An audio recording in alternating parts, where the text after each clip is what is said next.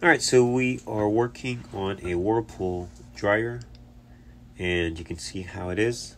There's a lot of lint. Now, I actually was changing the element, and we did a vent clean. So we took the machine apart based on how long it was taking to dry.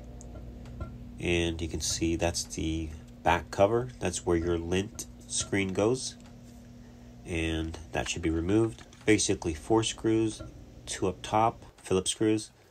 It comes out, and then you want to clean. I like to use a small brush. You take your time and go along the seal. Be careful with the seal. Sometimes they get old and they fall apart. So you might need to replace that depending on the age of your dryer. And pay attention to the blower wheel. Any lint that is built up, you want to get that out. That will cause your machine to run hotter because it's not able to expel the heat. Your blower wheel is crucial, so make sure there are no nails. Empty your pockets so you don't have anything to damage that blower wheel, to be honest. So a paintbrush works really good because it gets into all the tiny, corners. And then this is the cover. You want to make sure you get that cleaned out well. You can actually wash it if you want. Just make sure before you put it on, you let it dry. That's actually very good to wash it. They do get filthy.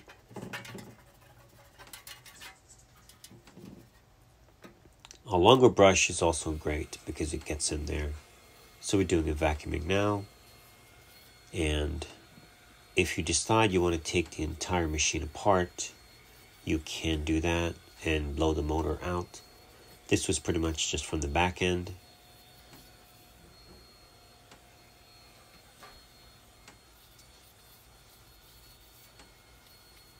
As you can see, it was pretty linty, if that's a word.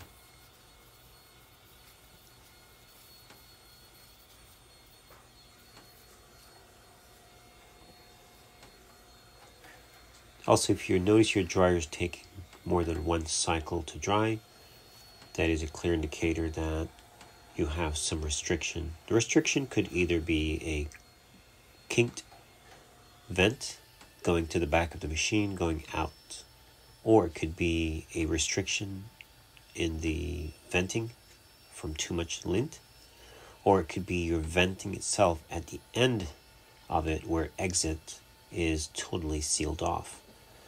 Sometimes when you have a new roof installed, the roofers sometimes will leave a screen on the exterior side of the vent, and your dryer, pay attention that you will notice that not long after the roof or whatever repair was done, your dryer is taking too long to dry or running too hot. That is an indicator that something is not right. So, but proper maintenance on your dryer is crucial. Just pay attention. This vent was not dirty at all. So it was just clogged up inside the machine. That was the main issue with it. It was taking too long to dry. We had the bad element as well, which we replaced. And after that, it was up and running. You'll see shortly, I went outside and also checked the venting. So you want to verify that there's nothing restricting the flow. So the flapper should be opening. And I like to turn the dryer on when you do check that. And put it on air fluff so that you're not actually running the dryer without anything. Now, if you do have stuff in there, then that's fine. You can use heat, and that would be fine. Now, this is those vents. So there are 2 different kinds here. I'm not a big fan of the one on the right. Now, the Slinky on the left is a lot better. They return back to their original position versus that guy. Look at that. You crush it and it stays kinked. So you do not want to have that. I'm a big fan, even though the one on the right seemed to be a little better than the ones I'm used to seeing. But we are changing that, and we're going to put the flexible one on. Plus, it gives you more flexibility in the event you need to pull your dryer out to do any cleaning or maintenance. and when you put it back, you run the risk of damaging it with the other rigid type. Now here we are installing the vent. Pretty straightforward. I do have another video somewhere in which I actually, it's a special tool that you corrugate around the venting and it makes it smaller. But if you're careful, you can actually slide these on, not a problem. As you can see, that's a 5/16 screw or clamp. That's done. And all we have left now is put this back together. It slides in, 4 screws at the back, and of course 2 Phillips screws up top.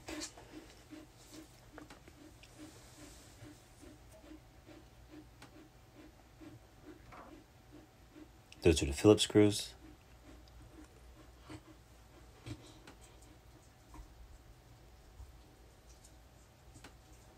Pretty straightforward from here on, guys. You just slide it in. Just make sure you do have a seal right there.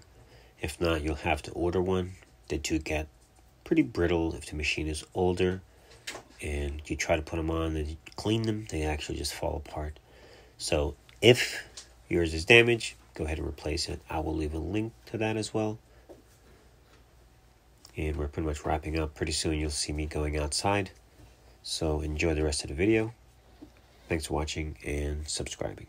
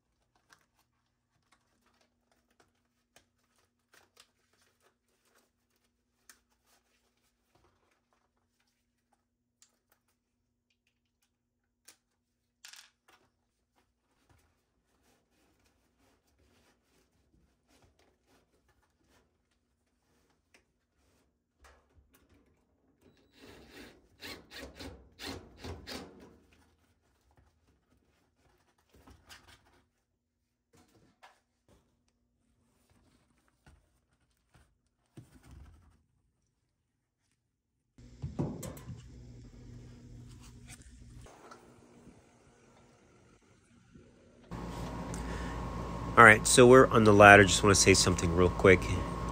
Now the dryer's running and you want to make sure you feel a good amount of airflow coming out. Reach your hand inside and pull anything that could still be in there, but you should feel a good airflow.